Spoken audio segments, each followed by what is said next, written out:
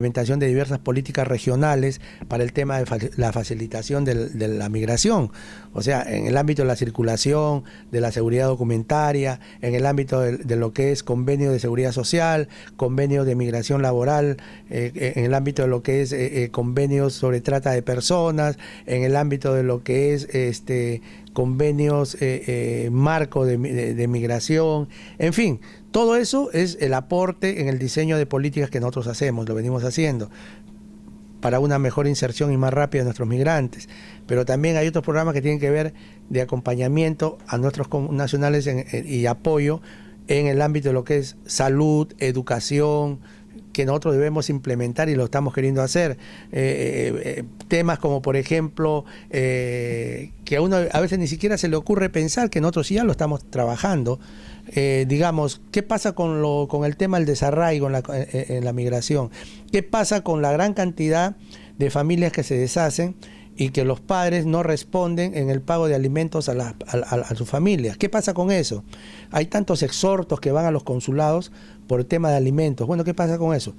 Ahí hay que trabajar, lo estamos viendo, todo lo que podría ser convenios de reconocimiento de sentencias judiciales automáticas, donde lo que el juez dictamina aquí en alimentos automáticamente sea reconocido en el otro país, porque actualmente, si no hay esos convenios, el procedimiento es muy largo, es una vía judicial que se llama exequatur, que demora mucho, va hasta la Corte Superior del otro país, se analiza todo el proceso y todo eso demora como 2 años. Entonces, ese es un tema que está en la migración. Otro tema es el tema del enfoque género, trata de personas. Otro tema es el tema salud, ¿no? El acceso a la salud para la familia de los migrantes que están afuera, digamos, los que están acá. ¿Cómo puede ser incluido? Los propios migrantes cuando retornan acá de vacaciones, ¿qué acceso pueden tener? El tema de la educación, reconocimiento de estudios, reconocimiento para trabajo, el tema de lo que es capacitación, migración laboral, capacitación, certificación de competencias laborales que adquieren, estudios vía virtual para que nuestros connacionales del exterior puedan mejorar sus niveles y mejorar su ingreso al mercado laboral del país. Tenemos muchas cosas. Y de repente sería bueno que resumamos cuáles son las problemáticas que viven los peruanos en el exterior y de repente buscar soluciones, como por ejemplo el tema de la discriminación, el tema de la xenofobia, el tema de la violencia familiar, problemas jurídicos tal vez, y que no pueden resolverse en el mismo país y que necesitan personas profesionales, abogados que los representen o que les ayuden desde el Perú, por ejemplo. ¿Se ha previsto algo? El tema de la discriminación es un tema donde el rol de los consulados es importante. ¿Por qué? Porque cuando se violenta los derechos de un peruano en el exterior, ¿no? El peruano, sea regular o irregular, tiene derechos fundamentales que tienen que ser respetados, que son los derechos humanos del migrante. Y hay acuerdos internacionales que los países han firmado respecto al respeto de los derechos humanos. O sea, primero está el marco jurídico internacional, donde los países tienen que respetar los acuerdos derivados, no solamente en el tema de derechos humanos, sino los diversos acuerdos que se han firmado en todo el ámbito de Naciones Unidas, que tienen que ver con los derechos civiles y políticos, los derechos económicos y sociales, los derechos de la Convención del Niño, la Convención de la Mujer, la Convención de la Tortura. Todos estos acuerdos forman parte del engranaje sobre el cual se mueve todo el aspecto jurídico en las relaciones internacionales y que tiene que ver con el tema migratorio. Los países al firmarlo se comprometen y tienen que respetarlo. Y cuando se violan esto, ahí están nuestros diplomáticos para decir, señor, acá no se está respetando tal o cual acuerdo internacional. Por otra parte, también tiene que ver la propia legislación nacional del país, porque cuando una persona comete abuso flagrante contra un migrante, ¿no?, está violando la propia norma de ese país, porque no creo que ningún país en el mundo diga que se puede avalar una conducta xenofóbica, una conducta discriminatoria, una conducta de violencia, etcétera. Ninguna legislación lo avala. Entonces, cuando se hace esto, se está incumpliendo con la legislación de ese país. También nuestros cónsules tienen que reclamar, ¿no?, los derechos de nuestros migrantes, porque se está violentando la propia legislación de ese país. O sea, acá son varios aspectos que hay que tener en cuenta. Por eso es que nuestros diplomáticos están y tienen que estar bien formados en todo este enfoque jurídico de la defensa de los derechos de nuestros migrantes. Por otra parte, respecto al tema del enfoque y todo esto involucra no solamente xenofobia, involucra violencia contra la mujer, etcétera, ¿no? Pero por otra parte, aparte de los derechos de los migrantes, también están todas las preocupaciones de lo que viene a ser la situación de la inserción, o sea, cómo los países pueden, a través de diversos acuerdos, de flexibilizar políticas, insertar de mejor forma a nuestros migrantes en situación regular, y a los que están en situación de regular, hasta qué punto se puede permeabilizar que estas políticas puedan permitir que se regularicen nuestros migrantes que han entrado o que se han quedado irregularmente. Porque hay una cosa que tenemos que tener bien claro, ¿no? El tema de las leyes migratorias son temas de soberanía de cada país. De cada país dice, tales son las condiciones para que una persona esté regular. Hay personas que lo incumplen, entonces están faltando a esa legislación. Lo que sí no concebimos nosotros es que una falta de carácter administrativo, que es el hecho de estar irregular, no puede transformarse en una falta de carácter penal. No puede ser, no es un delito. El ser migrante irregular es una falta administrativa, no es un delito. Y no se puede tratar a la migración irregular como un delito. Y eso es la lucha que tenemos nosotros, los países, especialmente la región, en los diversos diálogos birregionales, en los diversos foros, de que no se debe tratar a la migración irregular como si fuese una migración que contiene un delito. No se puede criminalizar a la migración. Tenemos también los peruanos que, por ejemplo, viven al exterior, tienen hijos, ¿no? Tienen hijos y que ellos a veces no tienen las facilidades para volver aquí. ¿Por qué? Porque tienen la nacionalidad, han perdido lazos y es difícil volverse a integrar en una ley de retorno, por ejemplo. ¿Cómo podríamos pensar en un análisis, en una ley que podría protegerlos o involucrarlos, ¿no?, en esta sociedad? Las personas que tienen hijos, que por diversos motivos estos hijos nacieron allá o vivieron acá y la mayor parte del tiempo la pasaron en el otro país, primero tienen que tener presente, y esto es un esfuerzo de cada peruano, no solamente del Estado, en que no pierdan la identidad y las raíces. Tenemos desde el punto de vista cultural políticas que también estamos implementando y queremos implementar.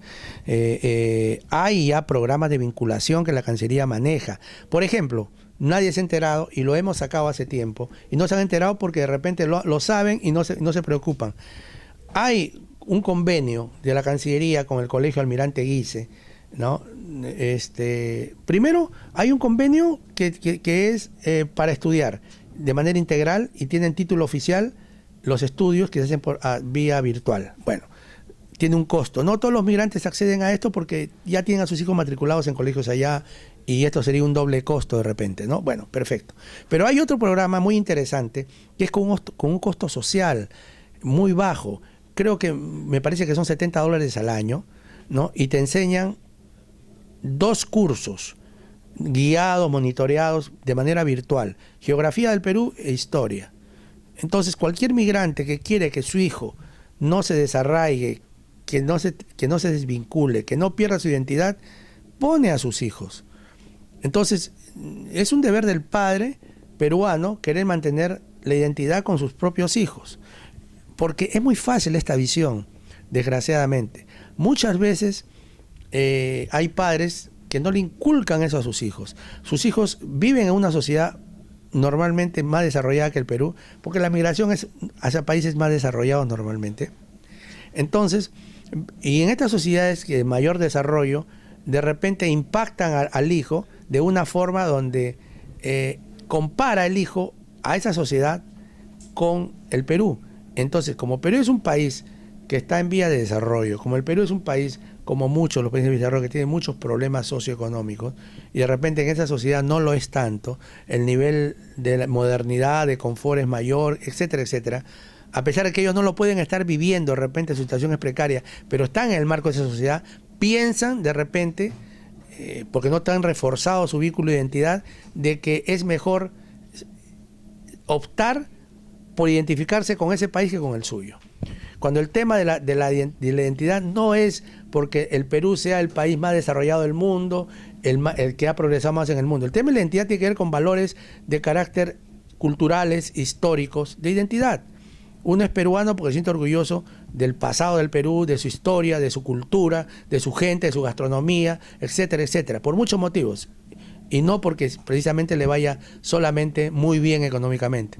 Entonces hay que saber distinguir y fomentar a los hijos, inculcarles ese amor al Perú, que con los defectos que pueda tener es el país con el cual ellos están eternamente identificados. Entonces, a partir de ahí se generan una serie de políticas, ¿no? Primero, sentir que el tema de la identidad está fomentada sólidamente.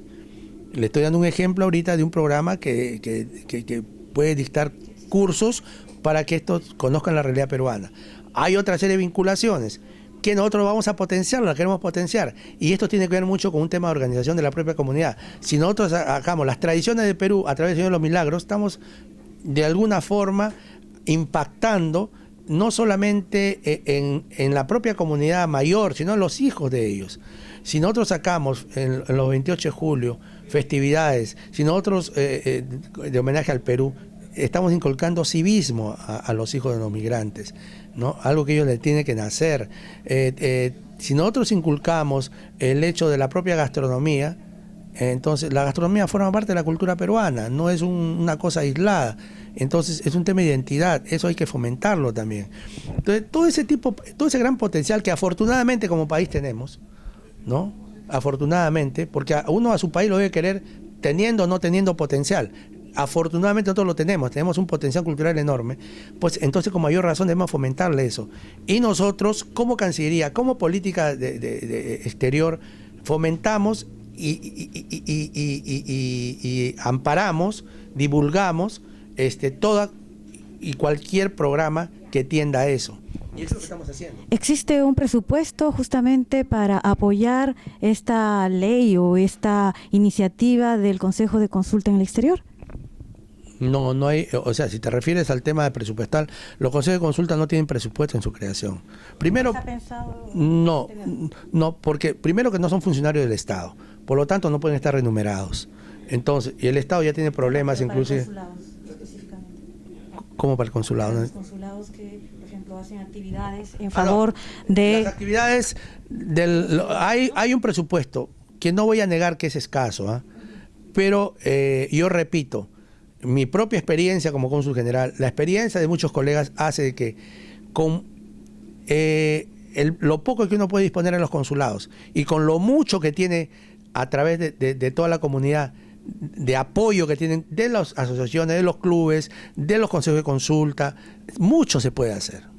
Con la colaboración solamente salen muchas cosas, ideas muy interesantes, proyectos interesantes, iniciativas muy originales, en fin. Cambiando un poquito el tema, me gustaría saber cuál es su opinión con respecto a que muchos extranjeros vienen aquí y son recibidos de manera muy alegre, vienen aquí, hacen empresas o a veces vienen también a buscar trabajos, pero sin embargo los peruanos que están en el exterior sufren mucha discriminación o no tienen acceso al trabajo. ¿Usted cree que, por ejemplo, Brasil ahorita ha creado una ley de reciprocidad? Por ejemplo, les pone visados, ha tomado medidas. ¿El Perú tendría tal vez que tener una ley de reciprocidad también? Mire, la reciprocidad es una pieza fundamental en el marco de las relaciones internacionales en muchos aspectos, no en todos. Por ahí hay algunos planteamientos de actuar de manera recíproca en el tema de las visas, ¿no? O sea, si hay países que nos piden visas, nosotros también pedirle visa. Eso puede ser tal vez una compensación, pero de alguna forma nosotros también tenemos que tender no solamente al tema de la reciprocidad, porque el tema de la reciprocidad es como nos tratan, tratamos, pero el hecho de que nosotros tratemos así, no estamos dando ningún avance a lo que nos tratan, porque no creo que por por nosotros poner eso, los otros van a desistir en su tratamiento. Este es un tema más que todo de fomento de políticas. Este es un tema de fomento del cumplimiento de lo que son acuerdos internacionales, ¿no? El tema de la discriminación, una mala práctica, uno no la puede fomentar con otra mala práctica. O sea, ¿no? Por eso. Entonces, la mala práctica se le combate con argumentos de derecho, ¿no? Y las buenas prácticas hay que imitarlas. En el ámbito de lo que es el tema de algunas exigencias administrativas, sí podemos tender a la reciprocidad. En el tema laboral, los países son soberanos en sus legislaciones laborales y lo que nosotros tenemos que hacer, acuerdos. No es porque nosotros le digamos, ustedes nos tratan así, nosotros vamos a tratar así. Porque si nosotros nos ponemos a pensar una cosa, ¿cuál es la migración nuestra hacia el exterior? 3 millones. ¿Cuál es la migración de extranjeros en el Perú? O sea, ni siquiera es el 5% de esa cifra, ni siquiera es el 2%. O sea, ¿quién pierde más? ¿Sobre qué cantidad va a ser la reciprocidad? O sea, hay cosas donde tú no puedes medir el impacto, el efecto, simplemente por un tema de reciprocidad. Sería estudiarlo. Es estudiarlo. Tal vez en el tema de visa sí, porque el tema de visa es recaudación, ¿no? Sí. Puede ser. Pero en el tema de lo que es políticas soberanas de Estado, no se trabaja por reciprocidad, se trabaja por negociaciones de acuerdos, convenios, etcétera, ¿no? Y a eso es lo que vamos nosotros. Porque, por ejemplo, Ecuador negoció ciertas políticas con España, por ejemplo, para el acceso al trabajo, con contratos de trabajo. Sin embargo, no hemos visto lo mismo en Francia o en Bélgica o en Canadá, no sé, o Estados Unidos. De repente usted es la persona más pertinente